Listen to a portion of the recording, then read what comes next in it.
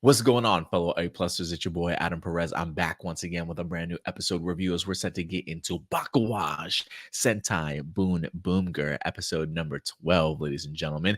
It's good to certainly see you guys. Hopefully, you guys are enjoying your week so far. Hopefully, another episode of BoonBoomger in the books. I'm kind of curious to know what you guys thought about this particular week's episode. Remember, at the end of the day, these are just my A-plus opinions. I always want to know yours, so let your thoughts be known in the comment section box below, okay?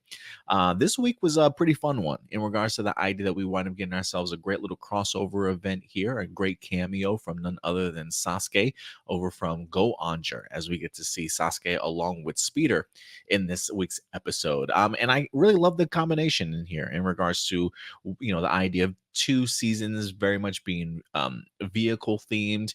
If I had to choose any of the vehicle themes of Super Sentai from the past, this is probably the one I definitely would have loved to have seen with BoonBoomger. So I'm really glad that we wind up getting that in here in this week's episode, and it really made for a fun episode this week.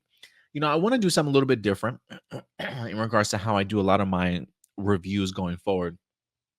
I like to go ahead and pick out 3 segments of the episode that I was a really big fan of, and not only talk about them, but also grade them. If you guys have been following A Plus Hero Report, we do have report cards for movies and television series that we wind up dropping.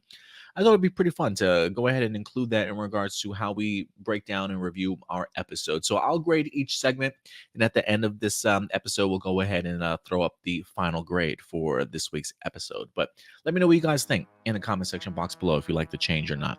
But first and foremost, man, let's go ahead and talk about the villains this week. We'll kind of go in chronological order of the episode here. So the first thing I definitely want to talk about is a good old Chief, custom chief, if you will, Cannonborg, as he winds up really making his second appearance in this season so far.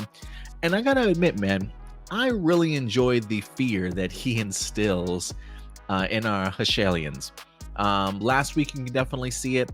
We even have was it Yuri Carr in here continuing to talk ish about this guy. Can't keep his mouth quiet whatsoever. Definitely is really displeased at the idea that the Hashalians have sent this guy down to sort of watch over them and tell him what to do. This guy, Yuri Carr, clearly does not want a boss. He might have been okay with somebody like Commander Mad Rex, but he is just not getting along with Cannonborg whatsoever. And so the fact that a couple of the Hashalians in here are really talking their stuff, we even got one of them that's like, hey man, he may not be around right now, but you might not want to talk too loud.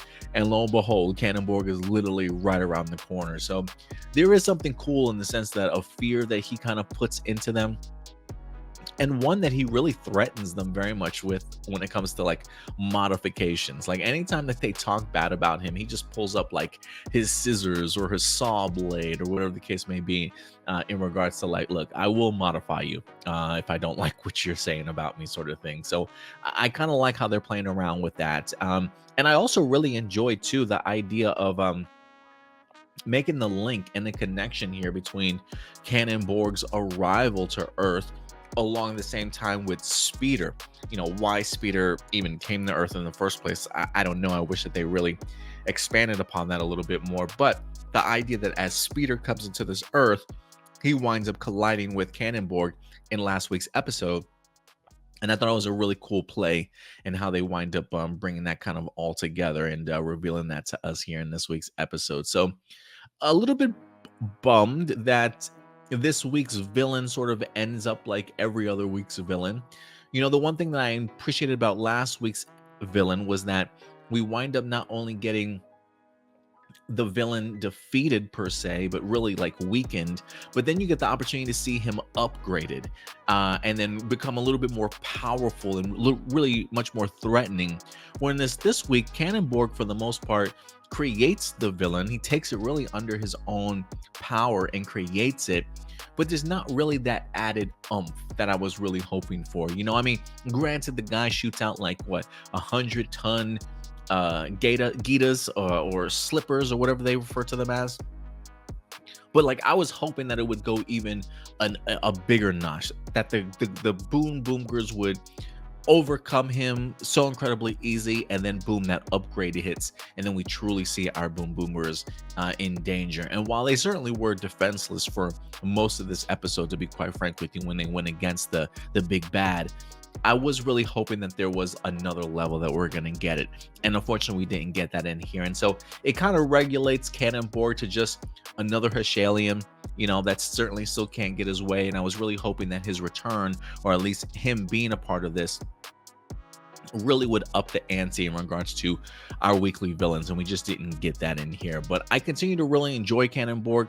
I like his design, quite frankly. I think the costume design, I'm always fascinated by the costume designers for Super Sentais in regards to, like, how do you come up with so many brilliant costume designs on a week-to-week basis for a lot of these villains, man. I think they're probably like the underappreciated MVPs of each Super Sentai season, to be quite frank with you guys.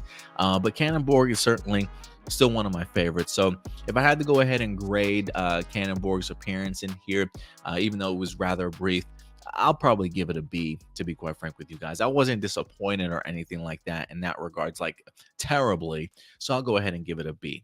But let's go ahead and also talk about the next stop in this episode. And that really is Sasuke along with Speedor in here.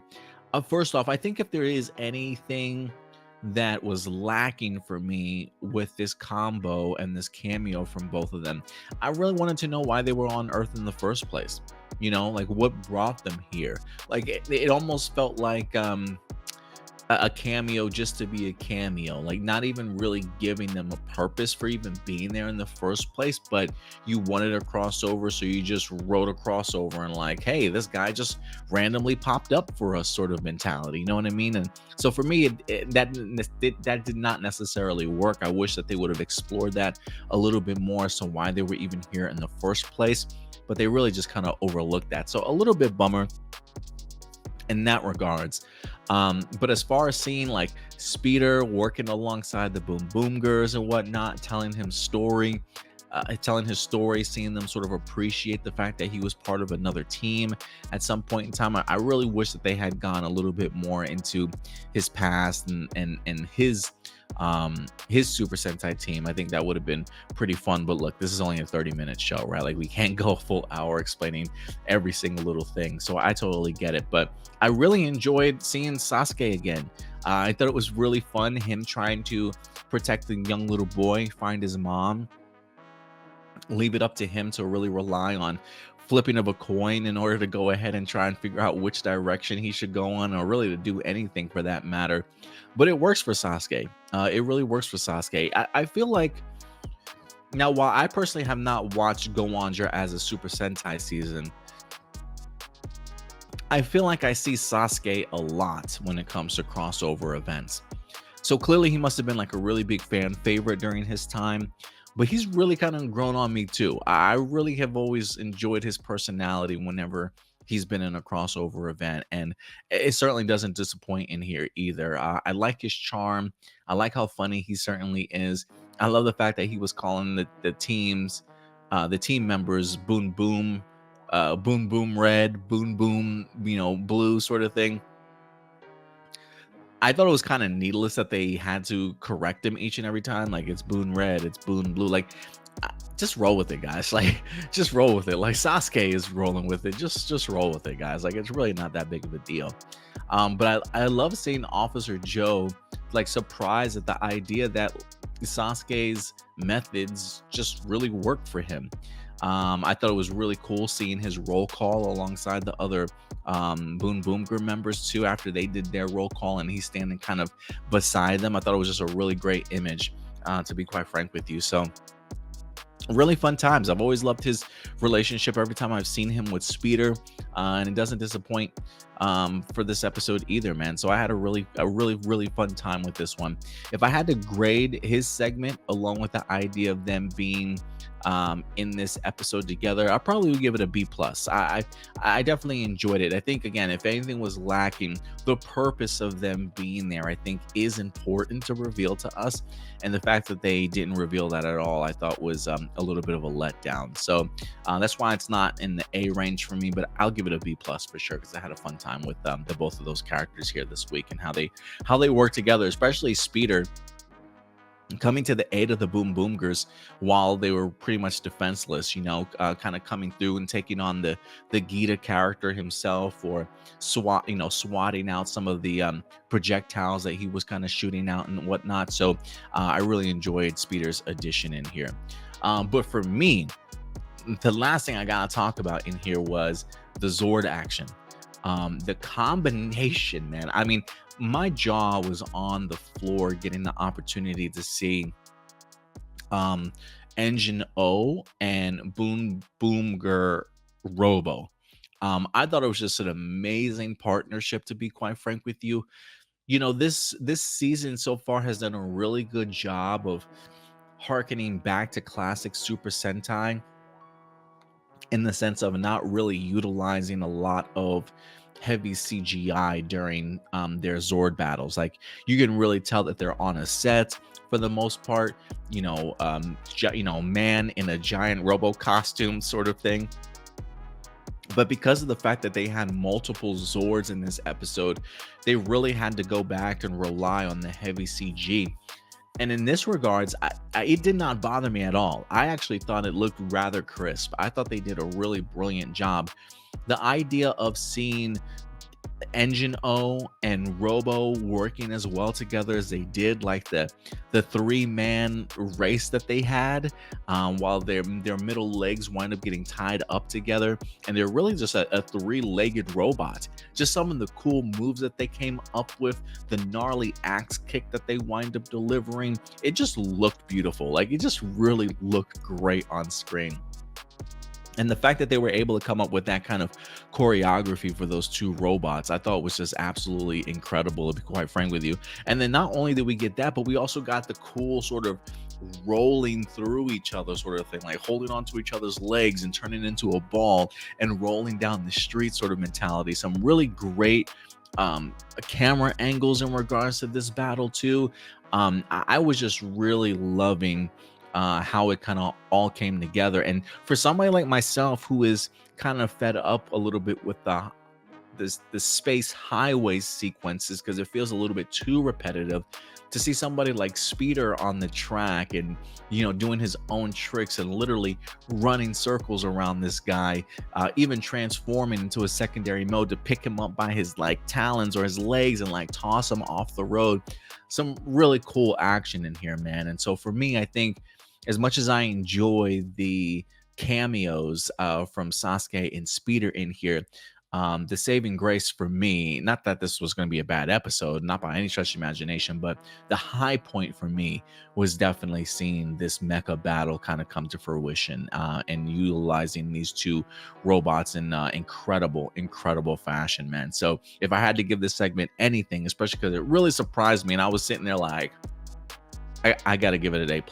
I got to give this segment an A+ for sure. But look, guys, if I average it all out, this is in fact my final grade. I definitely want to know what you guys think about my final grade for this week's episode. How would you kind of grade some of these particular segments? I don't really have any honorable mentions. Usually I think I'm going to keep honorable mentions for extra credit, things that really jump out to me that I want to go ahead and talk about additionally. But I think I've covered everything in here, so I feel pretty comfortable with this grade for this week's episode. But look, guys, at the end of the day, these are just simply my A+ opinions. I want to know yours. If there's anything that I missed that you guys want to go ahead and further continue to talk about, please go ahead and let me know in the comment section. We'll definitely go ahead and continue this conversation until next week's episode. But that's going to do it for me here, guys. So until next time, do me a big favor as always. All right, take care of yourselves, take care of each other, and keep it A+. I'll see you, Boon. Bye.